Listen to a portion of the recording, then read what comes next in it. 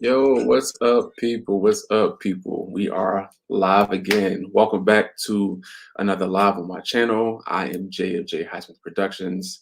My channel is about faith, about creativity. I do vlogs and just about encouraging people and promoting Christ what we're doing at the same time.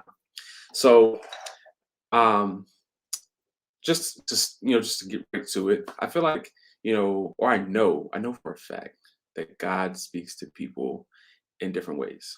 Whether it's through prayer, whether it's through music, whether it's through signs, whatever it is, like, God speaks to us in many different ways. Me, I'm a visual person. I can see things. I'll watch a movie, and just by me, watching certain movies, I can see, how God is moving, or I can like hear God's voice, or just see Him in different things like that. I can see God, through other people's lives. Um, so yeah, so that's how it is for me. And one way specifically that God really has chosen to speak through me is through my daughter.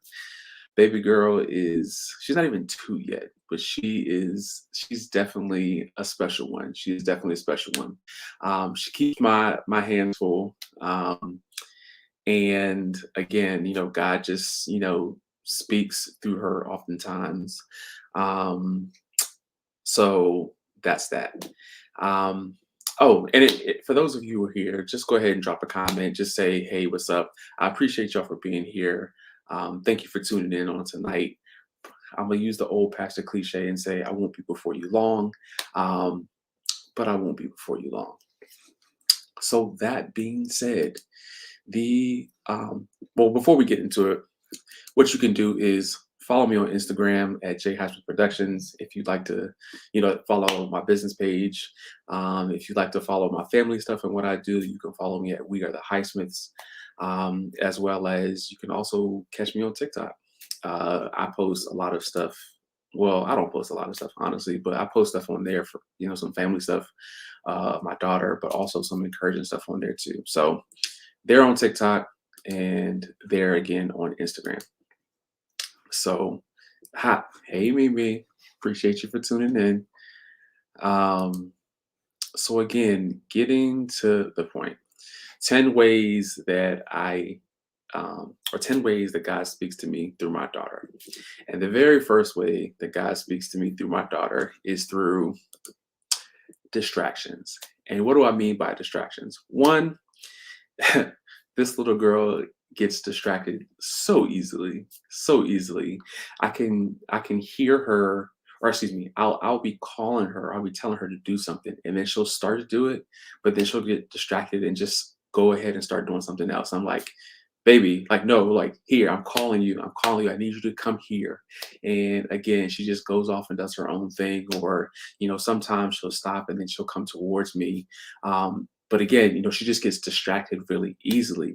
And it reminds me of this, old meme that I saw, where it's like, it's this man, he's following Jesus. And as he's following Jesus, he sees another path to take and just gets distracted and goes off, in a different direction.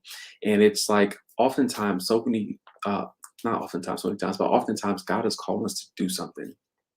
And if we're not careful, we'll get distracted and just start doing other things.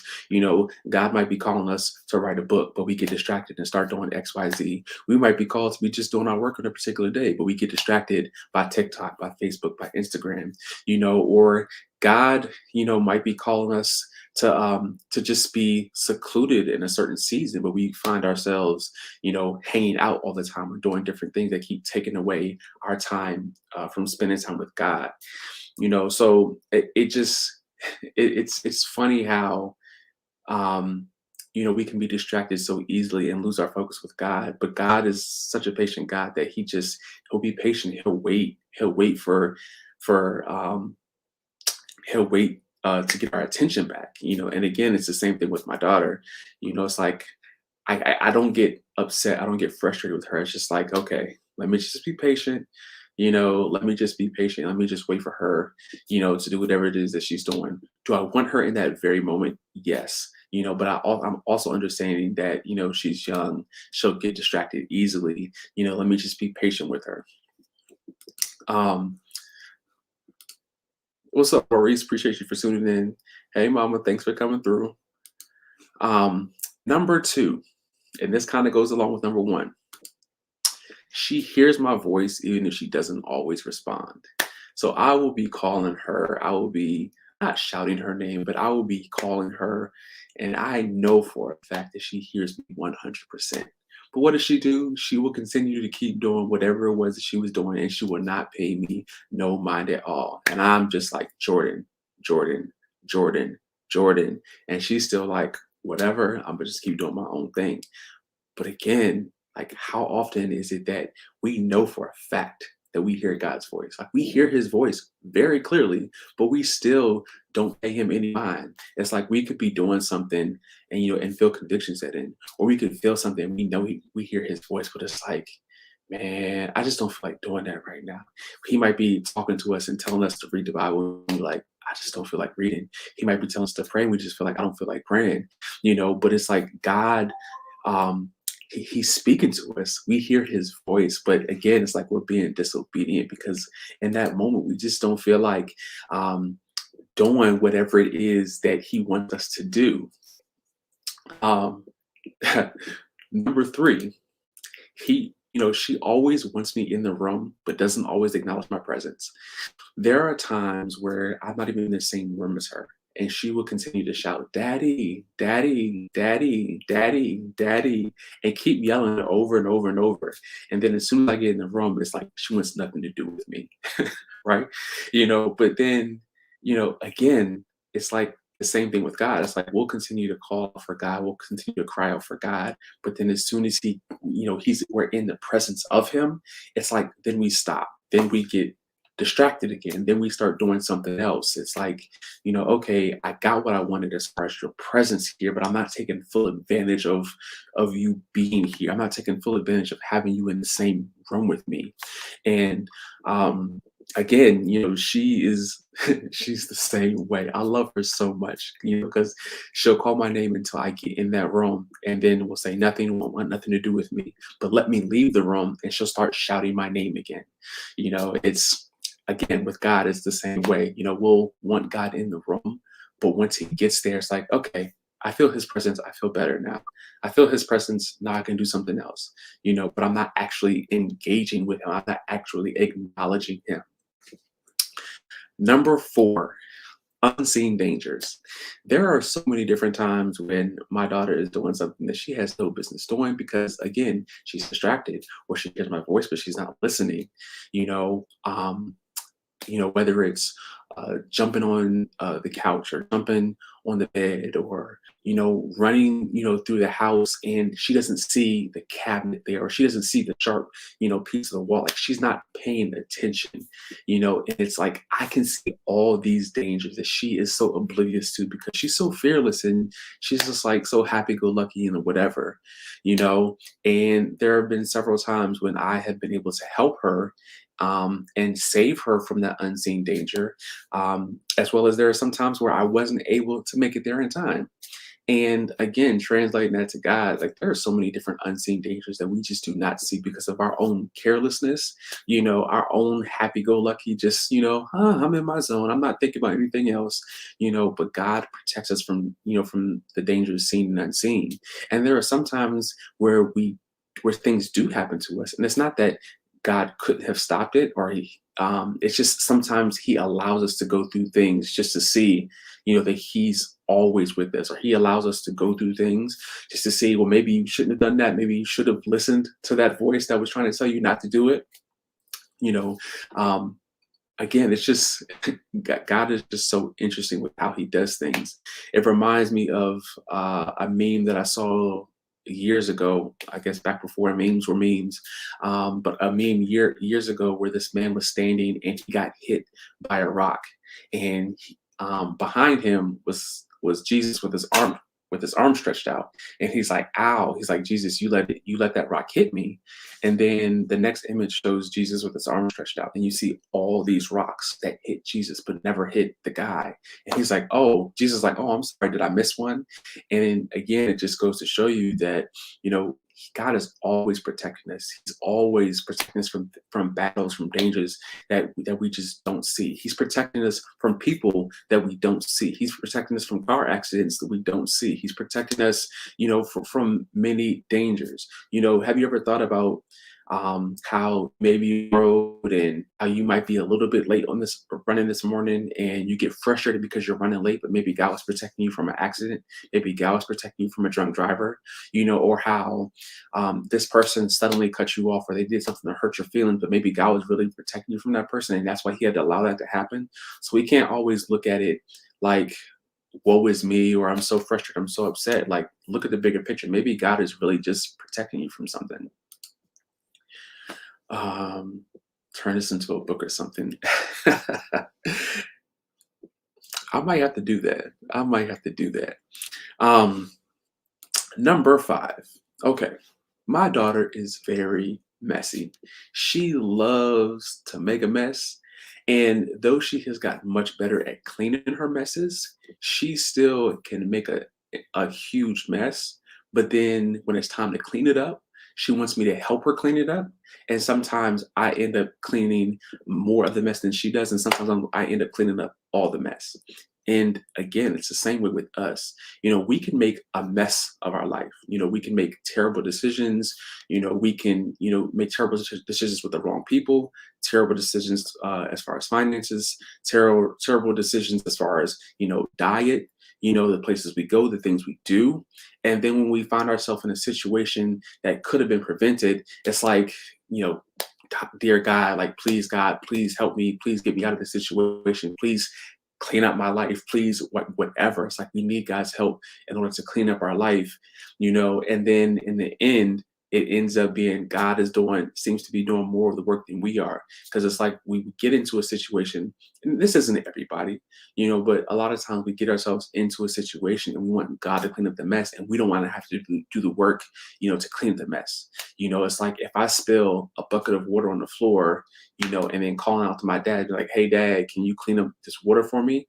It's like there are times when he might be like, don't worry, son, I got it. But there are going to be other times like, no, let me show you how to do it. So again, she's very messy. She loves to, throw her toys everywhere. She loves to throw her clothes everywhere. But I've been teaching her how to clean up after herself. Me and my wife have been teaching her how to clean up after herself. And again, sometimes she still wants us to, to help her, and again, we're like that with God. We want him to help us out of this situation. We want him to help us clean up this mess. Number 6 is communication. There are some times when my daughter, she's talking to me, and the things that she says make absolutely no sense. And there are other times where she makes all the sense in the world, and we have perfect communication. Now translate that to my relationship with God, right? There are some times when I'm talking to God and I personally feel like I'm making no sense at all. Or I'm talking to God and I feel like I'm getting distracted and I'm pulled away. There goes distractions again. I feel like I'm getting pulled away. But then there are other times where I feel like I'm making all the sense in the world and God hears me clearly and we're having that dialogue, we're having that communication, through prayers. Like if I'm, praying for myself, I'm praying for somebody else and I hear God like, okay, boom, do this. Okay, boom, send this text. Okay, boom, pray for this person in this area of their life or pray for this part of their body. You know, again, there are some times where I feel like I'm getting nowhere in my prayer. There's sometimes where I feel like I'm getting nowhere in my communication. But then there are times where I feel like, okay, God, I love this conversation so much. Again, my daughter, there's sometimes where I'm like, what is she talking about? To her, she makes all the sense in the world, but I have no idea what she's saying. I have no idea what's going on. But then there are some times where it's like we can just sit there and just have that communication back and forth. And even all that being said, I've also learned that if I sit there long enough with her, I understand what she's saying. I really get it. I get the communication, you know, in the same way with God. Like if we sit there long enough with him, we'll understand the ways that he's speaking to us. And we won't feel as much, we won't feel so much that, you know, what we're saying isn't making sense because God always understands what we're saying. I wonder where she gets that. Leave me alone, Michelle. um, okay, number 7, her toys, her gifts. She, this little girl, she has toys. She has so many toys. She has more toys than what she needs, but she plays with all of them. And what I've learned with her is that, you know, she'll get these new toys and she'll play with these new toys. And for some toys, after a few days, after a few weeks, she'll just toss them to the side and she's not thinking about them anymore. And then for some, she'll always play with them. But what I've learned is that she'll always come back to her toys. And again, I look at that with our relationship with God. Like God has gifted us with so many different things. Whether you write, whether you sing, whether you rap, whether you do poetry, whether you're an actor or actress, you know, whether you're a photographer, videographer, God has gifted us with so many things. I really don't believe that God has, you know, just called us to do one thing in life. I believe that He gifted us with several different things, you know, but sometimes we put those gifts away to the side and don't do anything with them. And sometimes we just hold on to one gift for dear life, you know, but after a while, you know, we come back to these different gifts, and God wants to use us through those gifts. I remember years ago, I went to school for graphic design, and once I graduated, it seemed like I never did anything with graphic design. And then I went to school for photography, but since I was a kid, I always loved to write. And then it wasn't until years later that when I started doing photography, or even now doing YouTube, I'm starting to use my graphic design skills for my thumbnails. You know, I'm starting to use my graphic design skills to design stuff for other people. You know, or I'm writing, trying to map out, you know, the things that I'm going to talk about, you know, whether it's for a YouTube video, whether it's for a sermon, whether it's for teaching, you know. So I have all these gifts that God blessed me with. I might not use them all at one time. I might not use them all in one season, but I still use all the gifts. Again, my daughter is the same way. You know, she has all these toys. She has all these gifts. Doesn't play with them all at one time, but she always comes back to them because she always comes back to the gifts that her father blessed her with, you know, or that her mom or her aunties or her grandparents or whoever blessed her with. Um, Number 8 is same answer, but from a different aspect. Again, we're talking about toys here. With her toys, one thing that she will do is that she there are certain toys where she may just ignore it. She won't have want to have anything to do with it. It could be it could be the furthest thing from her mind. But as soon as she sees you or somebody else playing with it, you know, then she's like, no, mine, mine, mine. And it just made me think about how often are we like that with life? Like how many things do we hoard or hold on to and don't have anything to do with it? But then as soon as somebody says, hey, let's get rid of this, hey, you should donate this, then we're like, no, I can't get rid of that. Like that's mine, you know, or even like just being 100, you know, in singleness. It's like, you know, if you're single, there are people that, you know, you may have been talking to or entertaining. And then it's like, I don't have anything to do with this person. But then as soon as they start dating somebody else, then it's like, oh, nah, like actually, you know, or excuse me, or as soon as somebody takes an interest in that person, then it's like, oh, nah, like you can't talk to this person, you know, or you can't do X, Y, Z. It's like, but why? Like you wanted nothing to do with them. You know, I think I'm not gonna say we've all been victim of that. I know in my past I've been victim of that, you know, as well as just hoarding stuff, hold on to stuff, you know, that you just don't need to hold on to. Why am I holding on to this stuff if I'm not gonna do anything with it? Or why can't somebody else use it or borrow it if I'm not doing anything with it? Um, Again, she's the same way. You know, she is very much the same way. Um, Going on to number 9 is love. And, you know, through love or through the way I love her, it's like I've learned that um you can always see like how much a parent loves their child. And I love her so very much. You know, of course, you know, there are times where, you know, in a moment I might see that I may be frustrated, or I might see that I'm like, I really wish you would just, do what I'm telling you to do. But it always comes back to love. Like I just look at her and I'm like, man, like God really blessed me with this child. God really, gave me her. And I look at it from, another aspect of like, if I feel this way about her, if I love her this much, if I feel this way about her, I can only imagine how much more God feels about me, because he loved me enough to, to bless me in my mother's womb. He loved me enough to be here for 35 going on 36 years of life. He loved me enough to bless me with a wife. He loved me enough to bless me with a child. So it's like if I can love her that much, again, how much more does God love me? And then the last thing is her image. There are sometimes, or some people who will say, that she looks just like me. Um, and there are other times where, I don't necessarily say that she looks like me, but I can see me in her, right? And it just makes me think, like, if we're called to be Christ-like, if we're called to be in the image of God, how, you know, when God looks at us, we're supposed to be that Christ-like reflection. The things that we do in our life is supposed to be a reflection of God. It's supposed to be a reflection of Christ. How, we look like. Have you ever wondered why people are drawn to us, or why people are attracted to us? Sometimes it's because they see the image, the light of God in us. They may not know why they're attracted to us. They may not know what it is, but God's light illuminating through us is what people are attracted to. So in the same way that, I see myself in my daughter, or the same way that she may resemble me, sometimes it's the same way we're supposed to resemble God. He is supposed to dwell deep within us. Um, and yeah, yeah. So that's that, man. Those are the ways that I see God through my daughter. And I'm sure that as she gets older, that I'll see her in even more ways.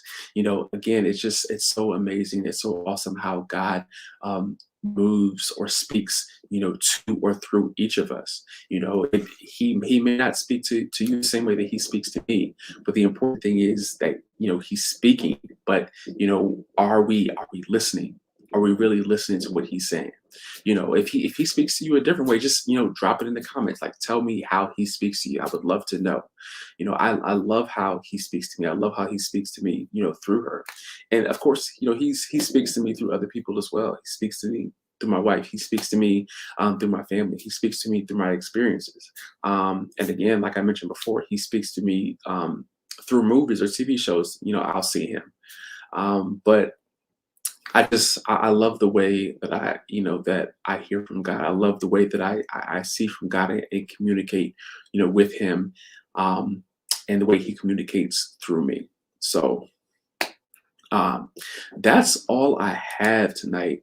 Um, that's all I have. I really do appreciate you all who tuned in tonight. I hadn't been live in a while, but it feels good to be live. It feels good to get this out. This is something that God has been speaking to me about for a while, and I really just need to get it off my chest.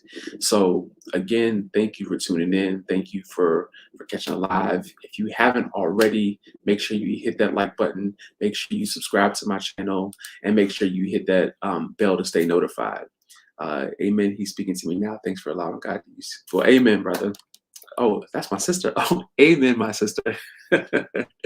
um, just continue to keep letting him speak to you. Just continue to keep opening your heart, your mind, your ears to what it is that he has to say. So, um, I mean,